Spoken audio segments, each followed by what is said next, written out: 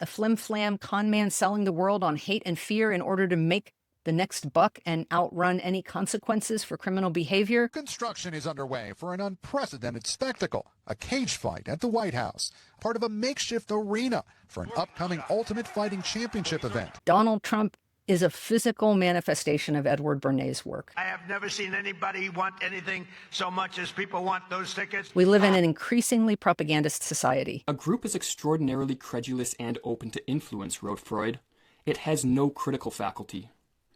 The individual subordinates self-analysis and a discerning search for the truth in favor of maintaining group interests and cohesion. One of the most dangerous things about propaganda is that everybody believes that it affects other people, but not them. Each group, Bernays wrote, considers its own standards ultimate and indisputable, and tends to dismiss all contrary or different standards as indefensible. While countless individual journalists and a few companies keep reporting in heroic ways, some are tuned out because they just don't trust the media. Journalism as a force for informing the general public has been shattered. A brand new Gallup poll is showing that Americans are registering a record low trust in mass media. For the third year in a row, more adults have no trust at all than trust it a great deal or even a fair amount. That general public always held some inexplicable and unreal views. The problem that we've had is with news is relevance.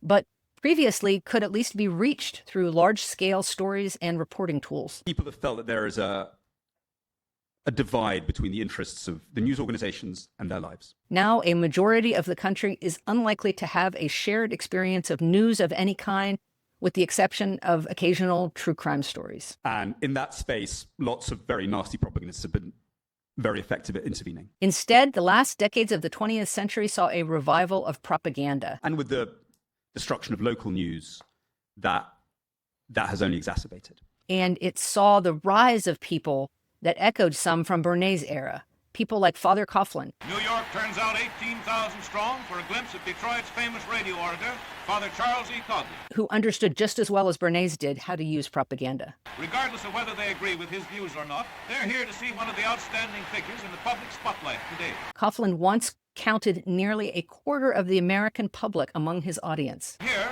is a typical utterance. He spread anti-Semitic and Nazi ideology widely in the U.S. Remember that you're an American first. And only the beginning of World War II led to authorities canceling his program and ending his influence.